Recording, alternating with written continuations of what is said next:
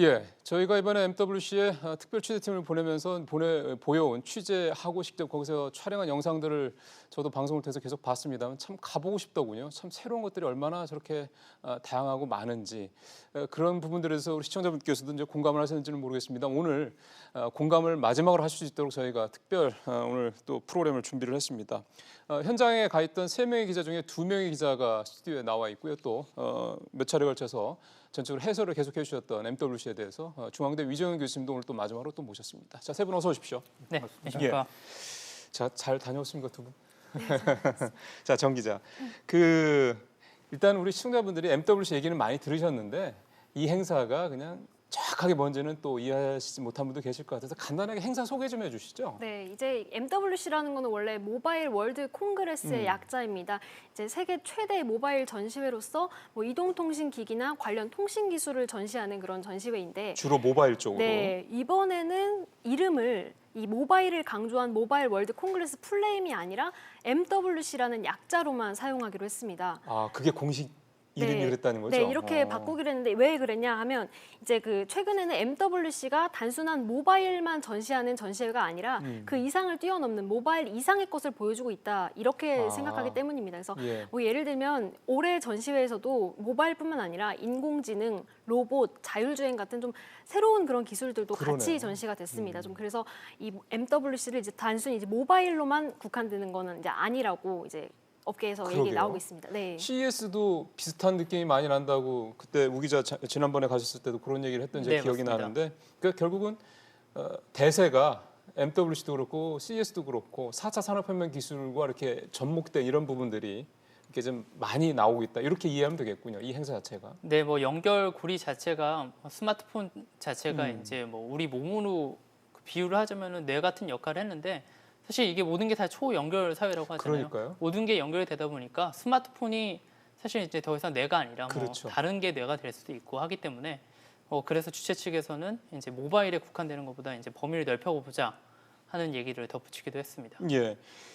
지금 우리 우영주 기자도 초연결이라는 표현을 썼고 또 그게 마침 이번에 주제 중에 들어가는 멘트 중에 그 초연결이 들어가더군요. 그러니까 결국은 CES도 그렇고 이번 MWC도 그렇고 그렇게 좀 같이 보면 결국은 플랫폼이 뭐냐라는 차이가 있을 뿐이지 전체적인 흐름은 같이 맞물려 들어간다 이렇게 봐야 되지 않을까 싶네요. 예, 그러니까 이번에 이제 CES도 이제 MWC도 결국에는 융합의 시대를 그대 반영하는. 그렇죠. 결국에는 융합 시대라는 것은 서로 다른 어떤 모듈들이 상호작용하면서 결합되는 이런 거기 때문에 결국 인간의 어떤 삶과 사회, 어떤 경제 이 모든 것들이 이질적인 분야가 융합되는 그런 점에서 이제 모바일은 모바일로 끝나지 않고. 예를 들면 인공지능, 빅데이터, IoT 이런 모든 부분들이 이제 결합돼서 융합 시대로 나가는. 근데 반대로 이제 융합 시대라고 그러면 결국은 기업들은 굉장히 어려운 시대를 맞이하고 있는. 왜 그렇죠? 과거에는 자기 분야만 잘하면 됐거든요. 통신은 통신, 예를 들어서 뭐 이 플랫폼에서는 플랫폼, 또 컨텐츠에서는 컨텐츠 이것만 잘하면 되고 심지어는 자동차는 미케닉, 즉 기계적인 부분만 잘하면 되는. 됐는데 이제는 이제 자동차가 플랫폼이 될 수도 있고 컨텐츠를 탑재하는 도구가 될 수도 있고 이러기 때문에 이제 자동차가 컨텐츠를 생각해야 되고 예를 들면 디스플레이를 생각해야 되고 근데 디스플레이를 잘하는 데를 어딘가 보니까 삼성이 이미 있는 거고 그렇죠. 이런 굉장히 이제 기업은 어려운 어떤 상황을 맞이하고는 있습니다. 그럼 이러면 이제 이를테면 앞으로 뭐 5년 뒤, 10년 뒤, 20년 뒤에는 자동차 회사, 가전 회사, 반도체 회사 이런 게 없고 이것저것 다 잘하는 회사들이 생존할 수 있다라고도 이렇게 좀 생각해 볼 수 있겠군요. 전통적인 어떤 산업의 카테고리는 이제 붕괴하게 되는. 그럼 결국에는 자동차라고 부르지 않고 뭐 모빌리티 플랫폼 이렇게도 부를 수 있고 경우에 따라서는 그렇게 돼버리면 이제 카카오 같은 회사가 카카오 모빌리티라는 이름으로 가고 있습니다만 현대차하고 카카오 경쟁하는.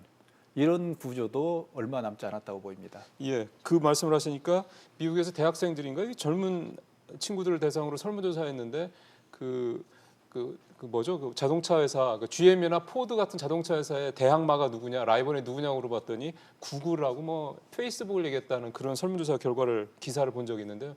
요즘 젊은 친구들은 그렇게 생각하는 모양입니다. 우리랑은 생각이 많이 다른 거죠. 이 부분을 아마 현장에서 직접 보셨으니까 우 기자한테 먼저 좀 물어볼까요? 네. 저희가 사실 가장 많이 들었던 건 5G 얘기였거든요. 결국 그런 것들이 이렇게 융합되고 이런 데 있어서 5G가 굉장히 중요한 역할을 한다라는 거죠, 그러니까. 네, 그렇습니다. 뭐 각 통신사들마다 5G를 이제 전면으로 내세워서 우리의 5G 기술은 이거다. 그래서 이거를 통해서 우리 삶을 어떻게 좀 나아지게 할 수 있다. 이거에 좀 포커스를 맞췄습니다. 한 예로 뭐 제가 인상 깊게 봤던 거는 의료기술 산업 같은 게 큰 예로 들 수가 있습니다. 예, 저희도 영상 보였어요. 네, 뭐 예를 들어서 이제 원격 진료가 가능하고요. 뭐 일본 그 전문가하고 얘기를 해보니까 이제 이 기존에 지금 현재 저희 LTE라고 부르죠. 4G 같은 경우에는 어느 정도의 딜레이가 있는데 그 딜레이 없이 5G로 뇌 수술을 하면은 전문의가 예를 들어서 해외 출장에 갔어도 그 집도의가 직접 수술을 하고 있으면은 바로바로 보고 첨언을 해줄 수 있다는 거예요. 뭐 그런 이제 실질적인 기술들을 좀 내놨었고요. 두 번째로는 저희 방송 산업에 대해서 연구한 이제 통신사가 있었는데 스페인 통신사였었는데 저희가 보통 이렇게 중계를 나가면은 앵커께서도 우영준 기자 지금 어디입니까? 이렇게 물어보면은 약간의 딜레이가 있으면서 저희가 네 그렇습니다 하는 이런 방송 화면들 많이 보셨을 거잖아요. 시청자분들도 다 아시죠? 네 이제? 그렇습니다. 그리고 큰 중계 장비도 네. 필요한데 예. 가방 하나만 있으면은 야. 바로 이제 UHD 수준으로 바로 연결도 되고 하는 것도 보였고 예. 네, 응급 의료 이런 것들을 그러니까요. 이제 많이 내놔서 이 부분에 대해서는 상당히 5G가 도입되면은 그러니까요. 많은 변화를 줄 수 있겠다 이런 생각도 들기도 했습니다. 또 이제 5G 기술에 아까 우리 교수님께서도 이제 이렇게 융합되는 거에 대한 말씀 많이 하셨기 때문에 그런데 AR이나 그 VR 같은 거 이런 부분들 이런 것들처럼 5G 기술이 들어가서 기존에 있던 기술이 조금 더 훨씬 더 진화하는 거죠. 발전할 수 있는 이런 부분들도 정 기자 많이 보셨다고요. 네, 저도 이제 그 현장에 가서 이 5G 통신이라는 그런 특징을 잘 살린 서비스들이 정말 많많이 공개가 됐구나라는 것을 많이 체감했습니다. 이제 5G 통신의 그런 특징이라 하면은 기존 4G 그 LTE 때보다 속도가 20배 빨라지고 글쎄요. 또 네트워크 응답 지연 속도가 10분의 1로 단축된다. 좀 이런 초저지연, 초고속 이런 특징이 있는데 그걸 반영한 로봇이 제조를 하는 결함 없이 빠르게 제조를 하는 제조 로봇도 공개가 됐고 또 이와 함께 그 바리스타 로봇이라고 해서 로봇이 음료를 직접 제조하는 그런 로봇도 산업적으로는 이제 로봇이 많이 공개가 됐고 예. 또 이제 소비자들이 직접 체감하기에는 사실 가상현실이나 증강현실이 좀 가장 와닿는다고 그렇죠. 네. 와닿는다고 볼 수 있는데 예를 들면은 이제 저희가 이제 가상현실 기기를 끼고 이거 안경 같은 거 말하는 거죠. 예. 야구 경기를 하는데 정말 직접 현장에 있는 것처럼 생생하게 느낄 수 있는 이런 게임을 보여준다거나 아니면 무대 위에 내가 좋아하는 아이돌 가수가 내 바로 앞에서 생생하게 공연을 하는 듯한 네. 이런 모습을 좀 많이 볼 수 있었습니다. 그거는 아이돌 좋아하는 우리 젊은 친구들한테는 굉장히 매력적이겠네요. 예, 우 기자. 네, 이제 그게 MR이라고 보통 표현들을 하더라고요. MR이요? 네, 이제 서로 혼합됐다, 믹스처라고 해가지고 MR이라고 표현을 하는데 그 마이크로소프트가 내놓은 홀로렌즈가 이제 국내 여러 매체에서도 좀 다루긴 했지만 홀로렌즈라고요? 네, 홀로렌즈 이제 2세대 버전이 나왔는데 그 해외에서는 그게 가장 관심을 받았습니다. 기다리는데 2시간 정도 그 보도를 한다고 하더라도 2시간 정도 기다리라고 하더라고요. 그 정도로? 네, 그게 이제 어떤 기술인가 해서 저도 이제 기다려서 보니 일단 쓰면은 보통 저희가 이제 영화를 비유를 하자면 아이언맨을 크게 이제 비유를 하는데 실제 화면이 이제 없이 그냥 가상 공간에서도 눈앞에 이제 버튼이나 이런 것들을 터치로 누를 수 있는 겁니다. 그게 이제 여러 건설 산업군이나 아니면은 공장 노동자나 그러게요. 그리고 또 더 나아가서는 이제 거기서는 의사분이 직접 설명을 해주셨는데 직접 환자의 상태가 그 환자가 바로 옆에 있지 않더라도 가상 공간에 환자가 그대로 서 있는 모습을 볼 수 있고요. 병원 진료 기록이나 이런 것들도 5G를 이용해가지고 더 발전된 모습들을 보여주고도 해서 그 외신에 큰 반응, 좋은 반응을 그러니까요. 얻었던 2시간이나 기다려서 취재해달라 해도 2시간 기다린다고 할 정도면 얼마나 많은 사람들이 관심을 가졌겠습니까? 네. 이렇게 좀 몇 가지 꼭 국내 업체가 아니더라도 다양한 그 글로벌 회사들이 만들어낸 5G와 관련된 이런 여러 가지 기술 얘기들을 저희가 들어봤는데요.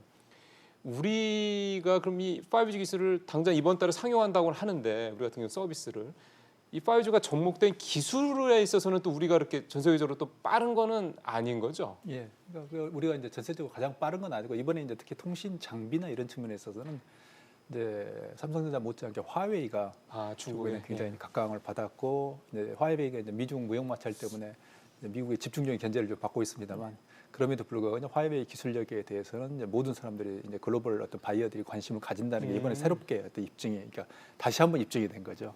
그런 점에서 이제 통신 장비나 이런 측면에서는 이제 그렇게 하드웨어 측면에 있어서는 여전히 이제 우리가 압도적인 경쟁력을 이제 그 반도체와 좀 다른 점이죠. 우리가요. 예, 그래서 가지지 못하고 있지만 결국 이제 그 위에 이제 결국에는 이제 5G라는 고속도로에 달리는 어떤 차량들 예를 들어서 이제 방금 이제 뭐 이제 기자님들도 이제 우 기자인가요 말씀하셨습니다만 이제 예를 들어서 이제 원격 의료라든지 이런 것들을 어떻게 할 것인가 이런 부분에 있어서는 굉장히 우려스러운 상황은 그런 부분에 대해서 과거에 IT에 우리가 후진국이라고 불렀던 어떤 미국이나 유럽의 기업들이 그런 어떤 5G 위의 서비스라든지 기술 개발을 아주 굉장히 빠르게 하고 있다는 점 이런 점은 우리에게서 상당히 경각심을 주고 있는 그런 어떤 이번에 어떤 행사였습니다. 그 우리가 그거 못하는 건 규제 때문인 거죠? 규제도 상당히 큰 영향 작용을 합니다. 예를 들면 빅데이터라든지 이런 부분들 의료 빅데이터에 있어서 우리는 굉장히 심각한 지금 그 장애물에 있기 때문에 예. 예를 들어서 병원과 병원 간의 그 데이터 개인 데이터를 결합할 수 없고 심지어 이제 빅데이터에서 놀라운 사실은 정부 기관 간 예를 들면 정보통신산업부 정보통신부의 어떤 산하기관들이 가지고 있는 데이터를 결합을 시킬 수 없다는 겁니다. 바로 규제 때문에. 이런 어떤 굉장히 놀라운 어떤 현실에 직면해 있기 때문에 향후에 우리가 이제 다음 어떤 융합의 시대에 가는 데 있어서 단지 이제 고속도로만 깔아놓고 그 위에 어떤 차가 달릴 것인가에 있어서 결정적으로 좀 문제가 되는 이런 상황입니다. 그러게요. 참 우리가 처음부터 잘한 게 몇 가지가 있는데 그거 결국 유지를 못하는 거 보면은 뭔가 좀 근본적으로 좀 우리가 뒤집어봐야 될 게 참 많은 것 같습니다. 우리 기업들 얘기를 좀 잠깐 했는데 우리 정 기자한테 하나만 좀 이 기업들 관련해서는 더 여쭤보고 좀 넘어가겠습니다. 스타트업 얘기를 좀 해보고 싶은데요. 아시겠지만은 대기업들에 비해서 스타트업은 돈도 별로 없고 인원도 별로 없고 여러 가지로 좀 뭐 힘들지 않습니까? 그럼에도 이번에 우리 스타트업들이 좀 굉장히 눈에 띄는 기업들이 좀 있었다고요? 네, 일단 참여 업체 수도 굉장히 많았습니다. 우리나라가 이번에 MWC에 참가한 업체가 총 211곳이 참가를 했는데 우리나라에서만. 네, 그 중에서 7곳이 대기업이었고 한 곳이 중견기업이었고 나머지가 다 이제 스타트업과 예, 중소기업이었습니다. 특히 중소기업과 스타트업은 지난해에 비해서 40곳 넘게 또 참가 수가 더 늘었는데요. 좋네요. 네, 제가 이제 그래서 10곳 정도를 다 돌아보지 못하고 10곳 정도를 돌아봤는데 이제 그 중에서 가장 기억에 남았던 기업 중에 하나가 이제 로봇만 7년 동안 개발한 업체였습니다. 그래서 그 뭐 사람의 그 목소리나 감정을 인식해서 뭐 예. 춤을 춘다거나 뭐 인사를 한다거나 이렇게 작동하는 그런 로봇이었는데 그게 가장 인상이 깊었고 또 하나는 이제 증강현실 렌즈를 개발하는 업체를 만났는데 그 안경만 쓰면은 그 안경 안에 증강현실 렌즈가 있어서 뭐 그 렌즈를 통해서 뭐 음식 조리법을 본다거나 아니면 뭐 번역 결과를 본다거나 이렇게 예. 좀 쉽게 증강현실이 안경 하나만으로 이렇게 좀 그런 것을 볼 수 있는 그런 업체도 좀 있어서 눈에 띄었습니다. 셰프들 먹고 살기 전에 힘들어서는 아닌가 모르겠습니다. 근데 제가 지금 우리 정 기자한테 굳이 이 그 스타트업들 얘기를 여쭤본 것 중에 하나는 그거거든요. 이 5G 기술이라는 거는 물론 대기업들이 많이 연구개발 투자해서 이렇게 발전시킨 기술이긴 합니다만 이거를 응용하는 거에 있어서는 꼭 대기업만 잘할 수 있는 건 아니잖아요. 근데 아시는 것처럼 우리가 이 스타트업이라든가 중소기업들이 사실 대기업들과의 이 상당히 좀 이렇게 좀 약간 눌려 있는 상황에서 있다 보니까 이런 새로운 기술이 이제 한참 펼칠 때가 됐을 때 우리 중소기업들이나 스타트업들도 이번에는 뭔가 좀 어떤 돌파구가 될 수 있을까라는 기대감을 가져도 될지 싶어서요. 근데 그 이슈가 나오면 결국에는 이제 스타트업의 생태계하고 맞물리는 것 같습니다. 그래서 5G는 하나의 이제 계기가 되었고 이제 극복제가 되기를 바라는 그런 마음은 모든 분들이 가지고 있습니다만 결국 최근에는 보면 어떤 규제 이슈도 있습니다만 스타트업 생태계 전체가 활성화되지 못하는 측면들이 있습니다. 그러니까요. 그래서 2000년대 초반에 이제 우리가 IT 강국이 될 수 있다는 어떤 저력 자체가 스타트업들이 우후죽순처럼 생겨나가지고 경쟁하던 그런 어떤 정글과 같은 생태계가 있었는데 IMF 이후 예, 직후죠. 그러니까 2000년대 전후죠. 예. 전후가 있었는데 지금 같은 경우는 그런 생태계가 거의 망가져 있다는 점.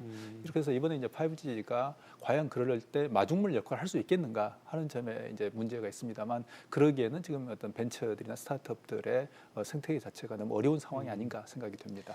우리가 맨날 그 실리콘밸리 얘기하는데 왜 실리콘밸리에서는 그렇게 스타트업들이 이렇게 부흥을 하고 있는지 반면에 우리는 뭐 개개인의 어떤 인재들 차원에서 봤을 때는 모자란 게 아닌 것 같은데 왜 우리는 그게 잘 안 되는지 이 부분을 한번 좀 근본적으로 좀 뜯어봐야 되지 않을까 싶네요.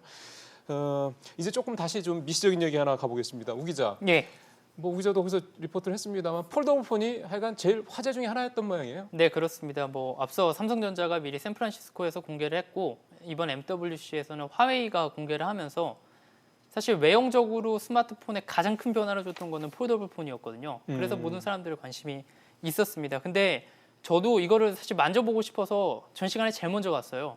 근데 유리관으로 쌓여 있어가지고 이거 못 만져놓게 해가서 무슨 모나리자도 아닌데 그렇게 네, 거의 모나리자처럼 모든 사람들이 거기에 이제 사진 찍느라 바빴었거든요. 그러니까 그래서 사진만 찍었던 거군요. 네, 그렇습니다. 그래서 관계자한테 이거를 왜 가려놨냐 둘 다 이렇게 하니까 이제 외부 기술 유출 때문에 그렇다라는 얘기도 있고 또 일각 외신에서는 화웨이 같은 경우에는 좀 주름이 생겼다 화면에. 맞아, 그거 저희도 영상 돌아다녔습니다. 네, 뭐 그래서 못 만지게 했다라는 여러 가지 얘기들이 있었는데 공식적인 답변은 기술 유출 때문에 직접 만져보지는 못하게 했다. 뭐 이렇게 답하기도 했습니다. 근데 아까 우리 교수님 잠깐 말씀하셨던 것 중에 화웨이 얘기였는데요. 네. 아까 화웨이도 이번에 폴더블 폰을 얘기를 했잖아요. 네. 뭐 잠깐 뭐 그렇게 우그러지는 현상이 있었다는 말씀도 잠깐 하셨습니다. 근데 그럼에도 불구하고 화웨이가 상당히 현장에서는 인기였다고 그러는데 현장에서 보니까 왜 그런 것 같습니까? 뭐 그럴 만한 이유가요. 지난 1월에 CES에 다녀왔을 때 그 화웨이 부스가 사실 그렇게 크게 차리거나 새로운 신제품을 내놓지 않았어요. 뭐 아무래도 미중 무역 전쟁 때문에 화웨이가 어느 정도 눈치를 본 것도 있겠고요. 뭐 두 번째로는 그때 CES 갔을 때 들었던 얘기는 많은 중국 업체들이 미국에서 비자를 안 내줘가지고 CES에 들어가지 못했다라는 얘기도 있거든요. 예. 화웨이는 이번 MWC가 이제 유럽 국가에서 하다 보니까 이때가 기회다라고 생각을 해서 투자를 좀 대대적으로 투자를 했군요. 대대적으로 해서 이미 뭐 기자회견을 거의 3일 연속으로 계속했고요. 처음에 뭐 메이트 그 폴더블 폰도 했었고, 뭐 두 번째로는 통신 장비도 했었고 했기 때문에 뭐 많은 사람들의 이목을 화웨이가 사실 이번 MWC는 화웨이로 시작해서 화웨이로 끝났다라고 해도 과언이 아닐 정도로 화웨이가 큰 주목을 받았습니다. 그런 거 보고 있으면 현장에서 기분이 어떻든가요? 뭐 사실 예전에는 중국 업체가 뭐 제가 2년 전에도 MWC를 다녀왔지만 기존에 저가 폰으로 이제 저가 정책을 써서 많이 보급하는 데 힘썼다면 화웨이 같은 경우에는 이제 어느 정도 프리미엄 이미지를 좀 갖고 싶어하는 하는 것 분위기였습니다. 같다. 예, 왜냐면은 폴더블 폰만 해도 삼성이 220만 원대, 또 화웨이 같은 경우는 270만 원대로 더 비싸거든요, 화웨이가. 더군다나 이게 기술 자체가 삼성이랑 크게 차이가 나냐? 사실 내부를 더 뜯어봐야지 알겠지만 화웨이 같은 경우에는 뒤에 카메라도 이제 저희가 보통 빨간색 딱지라고 표현하죠. 라이카라는 독일의 아주 고급 카메라 렌즈를 탑재해서 우리는 이제 저가 폰이 아니라 프리미엄이다. 삼성전자와 이렇게 맞붙어도 이길 수 있다라는 이런 강한 자신감을 보였던 게 굉장히 인상 깊었습니다.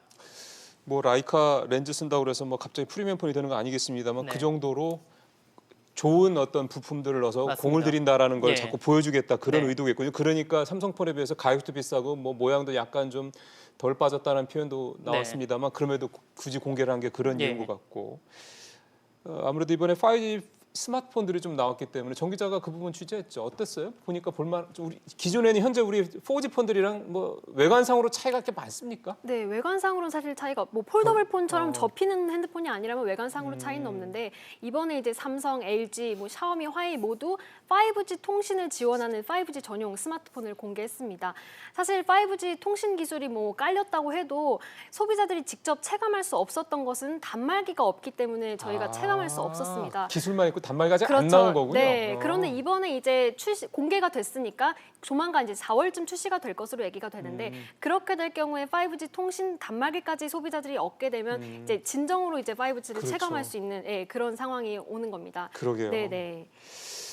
교수님, 그 지금 저희가 폴더블 폰 얘기도 하고 5G 기술이 이제 적용된 폰 얘기도 좀 하고 했는데, 근데 예전에 2007년도에 아이폰 나왔을 때 그런 혁신성, 그런 뭔가 세상의 그런 확 바뀌는 거, 폴더블 폰이 그런 정도의 맛은 이렇게 아직은 못 주는 것 같습니다. 예, 그러니까 그런데 혁신의 어떤 과정에서 보면 결국에는 어떤 단절적인 또는 파괴적인 혁신 예.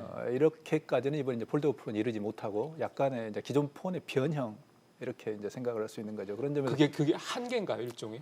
근데 이제 제품의 어떤 혁신의 어떤 주기 라이프 사이클에서 본다면 현재 이제 스마트폰은 성숙기에 접어들었는데 그걸 이제 새로운 또 혁신으로 돌파를 해야 되는데 아직 거기까지는 못 가고 있는 거죠. 그래서 이번에 이제 폴더블뿐만 아니라 그 전에 구글이 했던 게 모듈폰이라는 게 있었습니다. LG도 시도를 했었는데 부품을 몇 개를 카메라 모듈이라는 걸 조립하듯이 조립해서 하는 거예요. 예. 그래서 그게 새로운 혁신을 시도를 했던 거거든요.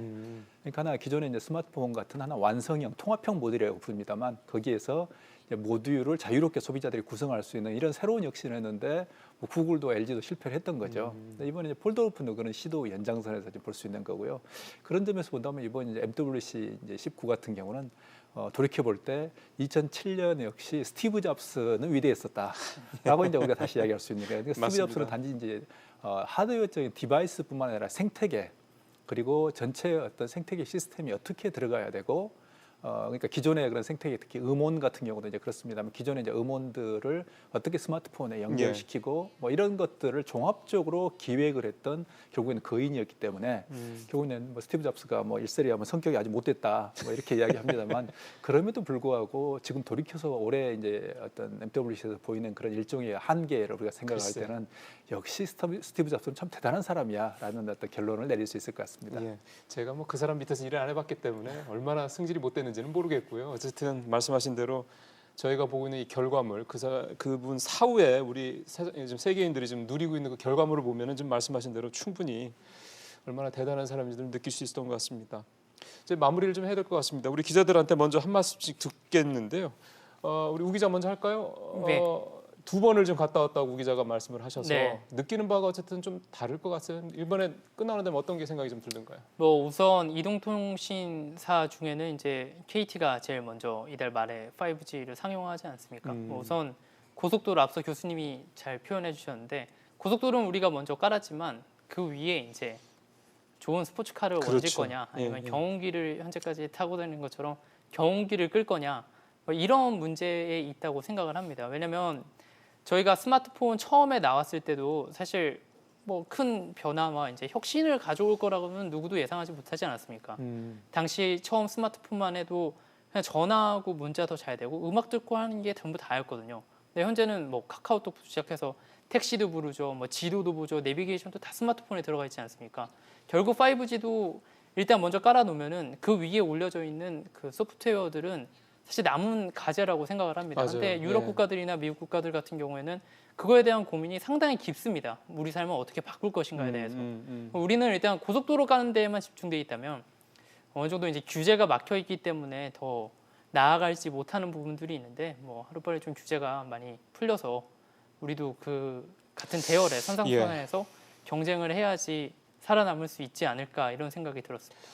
아유, 예, 현장 갔다 온 보람이 있네요. 네. 참 그렇게 큰 틀에서 숲 안에서 나무들만 본 게 아니라 숲 밖에서 전체 숲을 봤다라는 느낌이 좀 드는 그런 아주 좋은 말씀이셨어요. 자, 이번에 우리 정 기자는 또 어떤 걸 느끼셨는지 궁금하네요. 네, 저는 앞서 이제 중소기업과 스타트업 얘기를 했었는데 이제 그 업체 관계자들의 얘기를 제가 좀 많이 들었는데 그 업체 관계자들이 하는 얘기가 우리 정부는 좀 한정된 예산으로 한정된 인력으로 좀 부스를 꾸민 것 같다 이렇게 얘기를 하더라고요. 그래서 네. 이게 무슨 얘기인가 들어봤더니 뭐 프랑스나 이스라엘 업체 스타트업 뭐 중소기업 업체 부스를 꾸리는 거 보면은 좀 그 한 업체가 돋보일 수 있도록 좀 지원을 하고 또 뭐 통일된 컨셉 좀 딱 봐도 눈에 딱 들어오는 그런 컨셉으로 좀 지원을 하는데 우리 정부는 좀 그런 면에서 조금 미흡하지 않았나라고 좀 아쉬워하는 좀 목소리를 많이 들었습니다.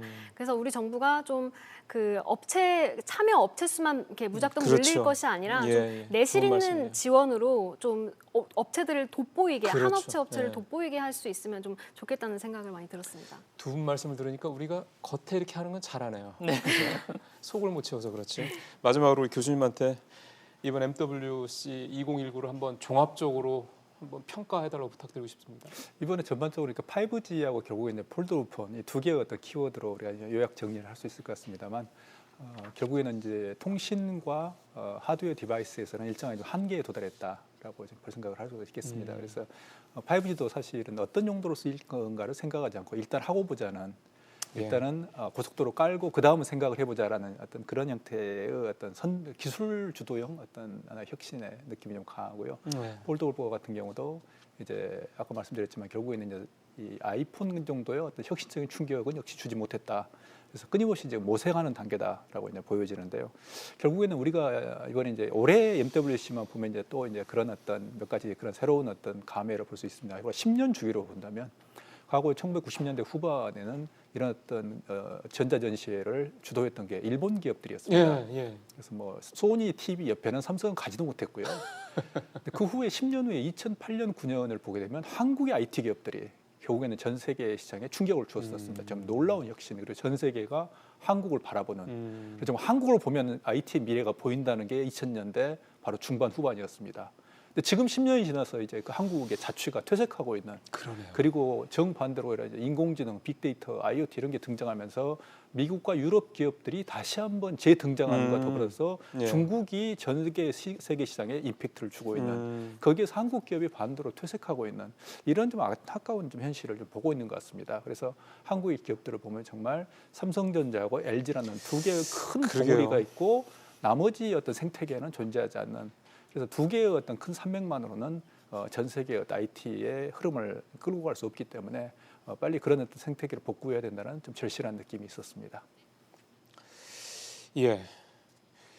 이게 사실은 직접적으로 연관되는 얘기는 아닙니다만 우리나라 중소기업의 급여가 대기업의 50%가 겨우 넘거든요.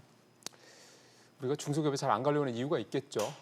결국 이런 부분들이 전체적으로 지금처럼 삼성전자, LG전자 말고는 찾아보기 힘든 우리의 현재 이 기업 구조와도 직접적으로 연결되는 게 아닌가 싶습니다. 자, 오늘 세 분과 함께 MWC 2019를 집중 해부해봤습니다. 오늘 세 분 말씀 잘 들었습니다. 고맙습니다.